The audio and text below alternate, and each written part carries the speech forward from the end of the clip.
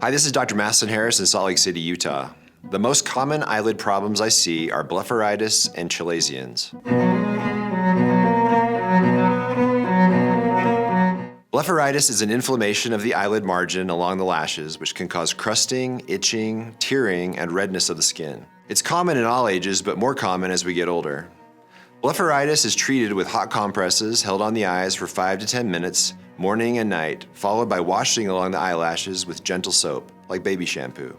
Chalazion are large red bumps that form on the eyelids when the oil glands get blocked up. Some people refer to these as styes, but they're actually a different problem. When oil can't get out of the glands near the eyelashes, the oil backs up into the skin, causing inflammation.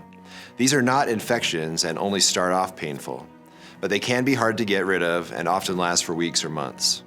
They can be treated like blepharitis with hot compresses a few times a day and eyelid scrubs. Sometimes we also prescribe steroid ointment or even inject them with steroids directly. If these treatments don't work, you may need a small procedure in the office to remove the bump and blocked gland. A third type of eyelid problem, a stye, is actually much less common. Many people mistake a Chalazion for a stye, but the two are actually quite different.